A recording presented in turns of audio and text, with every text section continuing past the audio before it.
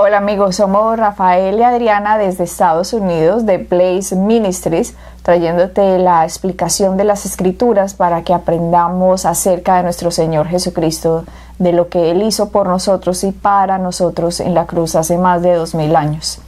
Tenemos una página web de la cual puedes hacer uso bajando todas las enseñanzas que se encuentran allí completamente gratis. Puedes descargarlas y las puedes regalar a otras personas en el formato que desees.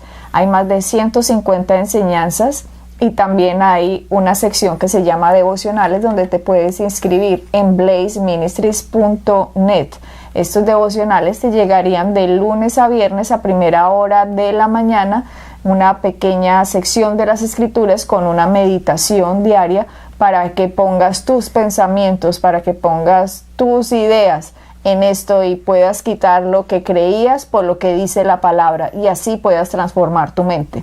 En esta página web también tenemos una declaración doctrinal, la cual sería interesante que la leyeras para que veas de qué se trata este ministerio. Estamos para ayudarlos a ustedes a que crezcan en el conocimiento de nuestro Señor Jesucristo, para que hagan uso de lo que Él ganó hace más de 2000 años, para que lo apliquen en sus vidas, en sus familias, para que entiendan la autoridad que tienen por haber recibido a Jesucristo como Señor y Salvador. Y las personas que nos están viendo, que no han oído acerca de Jesucristo, que no entienden acerca de Jesucristo, sería bueno que descargaran estas enseñanzas para que por fin entiendan de qué se trata de que Jesucristo haya venido hace más de 2000 años a la tierra. Muchos han oído de Jesucristo. Dice la palabra que no se trata simplemente de ser oidores, sino hacedores de ella. Por lo tanto, no se trata de haber oído de oídas te había oído, como dijo Job, no, sino que entendamos, que sepamos de qué se trata. Hoy 2014 es muy necesario aprender y entender que fuimos hechos la justicia de Dios en Cristo Jesús por el sacrificio que Él hizo hace más de 2000 años. Así que estas enseñanzas te van a llevar de una forma bien clara, bien sencilla, a reconocer y a entender a lo mejor lo que nunca habías entendido todos estos años de tu vida por la religión. Y también a aplicarlo. Y aplicarlo, obviamente, así como nosotros lo aplicamos, así como nosotros lo meditamos. Alguien te escribió hace poco preguntando que cómo se meditaba. Sí, pues Adriana, la meditación de la palabra es simplemente el meditar o el pensar en un versículo constantemente. Tú y yo lo hemos hablado varias veces, que la gente sabe cómo meditar por el hecho de que saben cómo preocuparse. Y la persona sabe cómo preocuparse, sabe meditar. Porque lo único que tienes que reemplazar es el pensamiento que te preocupa por una palabra de Dios, por un versículo. Y entonces te pones a pensar en esa palabra, te puedes pensar cómo esa palabra ha cambiado tu vida, cómo puede cambiar tu vida, cómo tú la puedes aplicar de una manera más eficiente, qué es lo que esa palabra, ese versículo, esa verdad significa para tu vida y a lo mejor para a otras personas que están en contacto contigo. Y cuando empiezas a pensar todo esto, empiezas a meditar en ella, lo que estás haciendo es meditando en la palabra. Por lo tanto, estás dejando que esa palabra sea parte de ti. Y así es como se medita. Como tú dijiste, el que sabe preocuparse sabe cómo meditar. Y de esto no se trata el cristianismo. El cristianismo no se trata de que nos preocupemos, sino que el cristianismo se trata de que entendamos que Jesucristo fue a la cruz para darnos una solución en medio del mundo malo en el que vivimos. Por lo tanto, pensamos es acerca de lo que Cristo hizo, cómo lo hizo, cómo me beneficia, cómo yo puedo aprovechar, cómo yo debo hablar, cómo debo pensar y cómo debo imaginar acerca del futuro y de las cosas de las cuales la Biblia me habla. Porque una persona cuando se preocupa es simplemente porque no conoce las Escrituras, desconoce acerca de lo que Cristo hizo y está completamente en sus fuerzas, en su carne, tratando de solucionar un pasado que ya no puede cambiar. Pero empieza a arrastrar ese pasado, lo que pudo ser pero no fue, la condena, la culpa de lo que hizo o no hizo, y en un futuro temeroso de lo que de pronto malo va a pasar, el futuro tenebroso que tenemos por delante, empiece a imaginarse cosas malas del futuro y a recordar lo malo del pasado. Por lo tanto, mi presente es una preocupación eterna, un presente eternamente preocupado vive la gente, hablando mal del futuro y recordando el pasado. Y nosotros como cristianos, el pasado quedó, ya no existe. De hecho, Dios, si hizo algo malo, el pasado quedó atrás. Él no recuerda más sus pecados. Dice en Hebreos 10 que después de la cruz de Cristo, al que reciba a Jesucristo como Señor y Salvador, Dios más no va a recordar sus pecados. Por lo tanto, usted no los recuerde, no medite en ellos y más bien piense del futuro glorioso, piense de la expectativa de bien que tiene hacia adelante. Eso. Porque gracias a lo que Cristo hizo, Él va a abrir el camino de la bendición y nosotros tenemos que tener la seguridad en lo que Él hizo para que esto pase. Pero lo único que frenaría la bendición en nuestras vidas es precisamente el preocuparnos. Exactamente. Y Adriana, y ahí está la clave de todo esto. Y mucha gente nos ha preguntado y nos sigue preguntando, y nos sigue diciendo, pero no sé cómo reemplazar esto, cómo dejo de pensar. La palabra nos dice en el libro de Filipenses capítulo 4, en el versículo 8, habla y nos dice que tenemos que pensar en todo aquello que es puro, que es honesto, que tiene un buen reporte, que es todo aquello que es amable, de buen nombre. En eso, el final del versículo dice, en esto pensad. Entonces nos dice a nosotros que nosotros tenemos la habilidad, tenemos el poder de controlar nuestros pensamientos. Lo único que tenemos que hacer es tomar esa responsabilidad y hacerlo. Porque mucha gente pone su mente en neutro, que todo aquello que le va viniendo lo va dejando ahí y lo va pensando, lo va analizando y después le llega otro pensamiento y lo piensa y lo analiza y todo eso. No. Lo que tenemos que hacer es estar conscientemente, tomar responsabilidad de todo pensamiento que nos llega y reemplazarlo con la palabra y pensar en ello. Todo pensamiento que vaya contrario a la palabra de Dios lo tenemos que desechar y lo tenemos que reemplazar con la palabra, y en eso tenemos que pensar. Y cuando pensamos constantemente en eso, nos estamos quitando la palabra que dijiste antes, el estrés, la preocupación. Nos estamos quitando todo eso y lo estamos reemplazando con paz, lo estamos reemplazando con verdad, lo estamos reemplazando con vida. Y eso es lo que tenemos que hacer. Y así es como se medita en la palabra. Bueno, entonces vamos a continuar ahora, sí, después de esta pequeña introducción con el programa de hoy. Estábamos hablando acerca de Hebreos 10, pero no tocamos los versículos porque estábamos haciendo un preámbulo a lo que íbamos a hablar ahora. En el programa pasado habíamos hablado de la doctrina, mala doctrina de muchos, acerca de usted es salvo, perdió la salvación. Vuelve a ser salvo, volvió a perder la salvación. Vuelve a ser salvo y no, ya muchas veces ha perdido la salvación, ya usted se va a ir para el infierno. Una doctrina completamente que pone al ser humano en una inseguridad total, porque no saben a quién le pertenecen, no saben cómo fueron comprados. Si nosotros fuimos comprados y la palabra dice que si Dios nos tiene en su mano y nadie nos va a arrebatar de ella, hay versículos que la gente cuando no los entiende empieza a cortar verdades absolutas de la Biblia para hacer dogmas y doctrinas de versículos sacados de contexto con los cuales ponen en condenación y en temor a las personas. Así es, Adriana, y ese temor, en vez de hacerlos acercarse a Dios, lo que hace es alejarlos.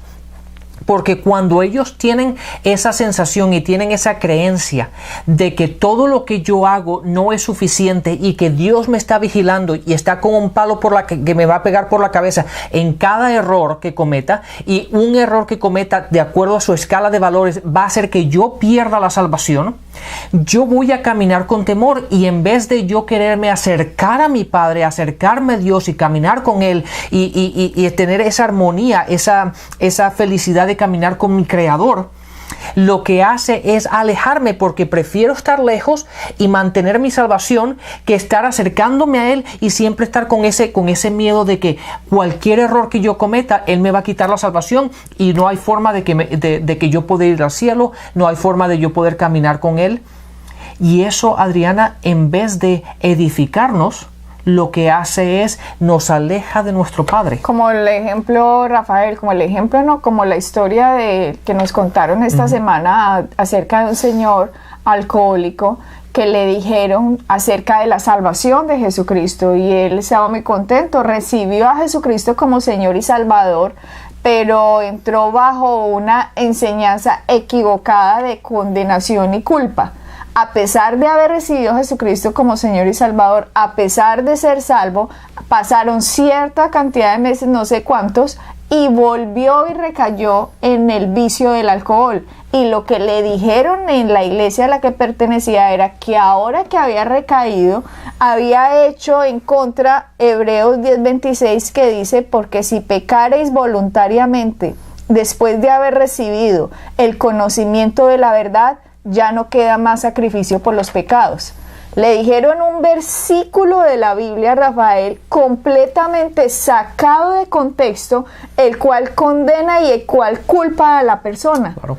Este señor, obviamente, después de que le dijeron, ya no hay más sacrificio, usted pecó voluntariamente, mire a ver, ya perdió su salvación. Este señor se sale obviamente de la iglesia, se hunde más en su vicio, y con esta condena que sentía, con esta culpabilidad, este señor muere al cabo de unos meses, y en la casa de él encuentran en su escritorio completamente lleno de cartas dirigidas a Dios, diciéndole: Señor Jesús, si supieras yo cuánto te amo, si supieras, Señor, cuánto yo hubiera querido dejar este vicio para que tú me pudieras aceptar, pero no pude. En mis fuerzas trataba y trataba, pero a la hora era como si algo viniera en contra de mí y me obligara, porque en mis fuerzas no podía. Siento mucho haber pecado voluntariamente. El Señor citando el versículo que le habían dicho. Claro.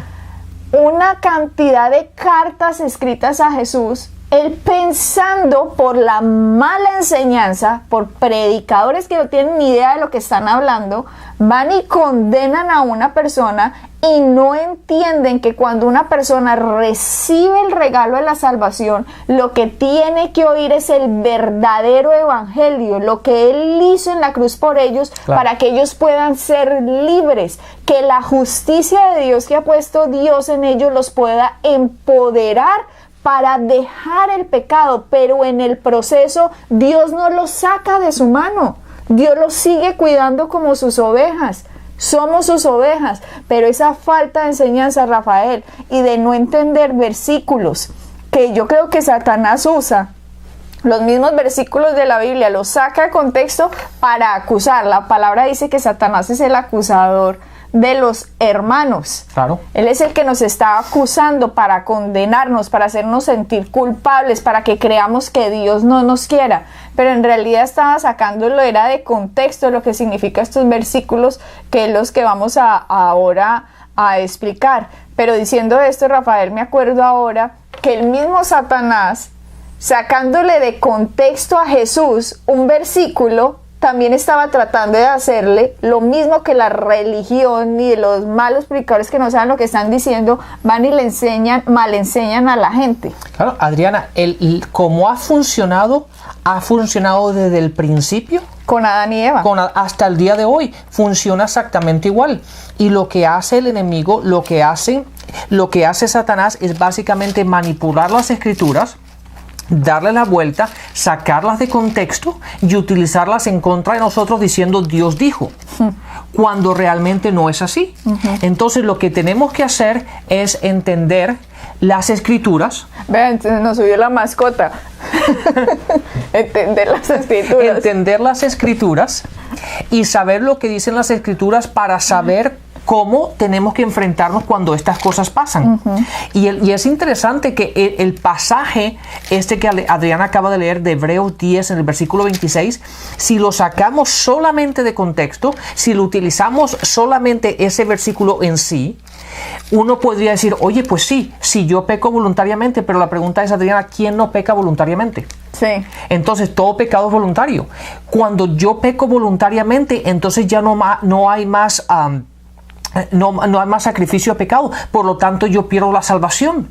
Y si lo vemos solamente en el contexto de ese versículo solo, pues pareciera que fuera eso. Pero ahí está el problema. El problema es que no podemos ver el versículo ese solo, lo tenemos que ver en el contexto del libro, lo tenemos que ver en el contexto del capítulo que estamos leyendo, en el contexto de los versículos que están delante y los versículos que le siguen, y cuando lo vemos en el contexto del completo evangelio, ahí es cuando le podemos dar el significado y el sentido correcto.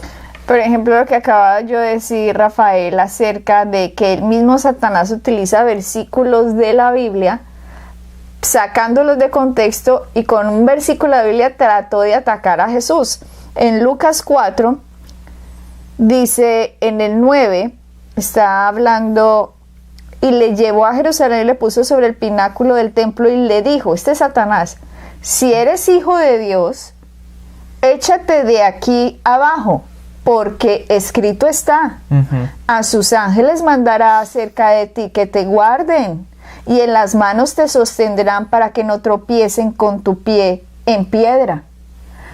Respondiendo Jesús le dijo, dicho está, o escrito está, no tentarás al Señor tu Dios. Mira cómo Satanás utilizó un versículo para tentar a Cristo, sacándolo de contexto. De contexto, claro. Y Cristo le devuelve otro versículo en contexto, diciéndole no tiente a Dios.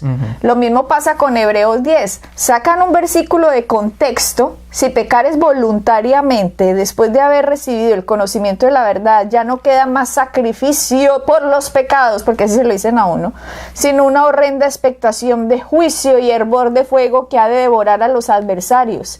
El que viola la ley de la Moisés por el testimonio de 2 o 3 testigos muere irremisiblemente. ¿Cuánto mayor castigo pensáis que merecerá? Es que así lo leen, por eso lo leo así.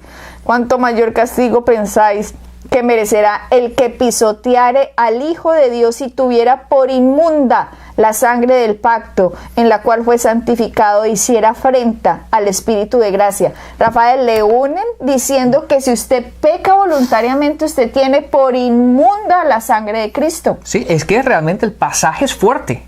El pasaje como se lee es fuerte. Por eso hay que... Adriana, me gustaría, antes que se nos vaya el tiempo, que nos explicaras qué significa todo esto, porque de la manera como se lee, y este está el problema, que mucha gente lo ha leído y no lo entiende, no está en el contexto en el cual está escrito, y por lo tanto lo utilizan así y ellos mismos se sienten como diciendo, pero aquí está escrito. Pero por favor, óiganos bien, oigan la explicación que Adriana va a dar sobre este pasaje para que puedan vivir en tranquilidad y en libertad y en vida. Porque nuestro Señor Jesucristo murió una sola vez por cada uno de nosotros y nosotros estamos en Él y somos hechos justos en Él. En Hebreos 10 me hubiera gustado que pudieran tener, si están en la ciudad de Pereira, se pueden acercar a la iglesia que queda en el Centro Comercial Panorama. Ellos tienen un CD acerca de toda la enseñanza que el año pasado hicimos acerca de Hebreos 10. Aquí, por cuestiones de tiempo, lo vamos a concentrar. Hebreos es un libro escrito precisamente, adivinen a quién, a hebreos. Hebreos son, ¿quién creen? Los judíos. Los judíos, este es un libro que se le atribuye a Pablo.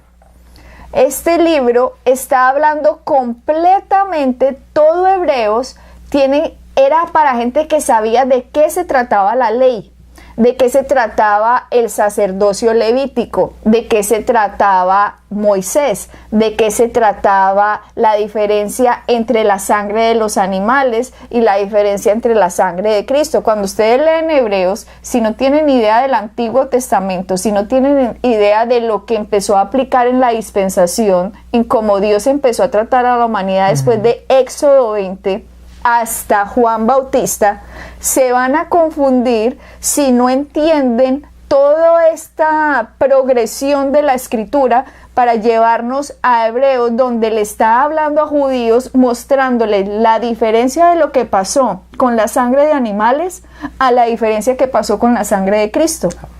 Por eso Hebreos 10, lo dejamos hasta ahora, Hebreos 10:26, esta partecita de lo que estamos hablando, estos versículos, porque ya hemos hablado acerca de no más conciencia de pecado y utilizamos a Hebreos 10. También hablamos del arrepentimiento y también utilizamos a Hebreos 10. Como todo el capítulo, ustedes se tienen que leer todo el capítulo, está haciendo la diferencia en que bajo el Antiguo Testamento, bajo la ley, la gente tenía conciencia de pecado porque la sangre de los animales no les podía quitar el pecado. Pero en el mismo Hebreos 10 dice, pero la sangre de Cristo, como no era la sangre de un animal, sino la sangre del Hijo de Dios, puede quitar el pecado de los hombres y los hace perfectos delante de Dios, porque no les cubre el pecado, exacto, sino que se los quita.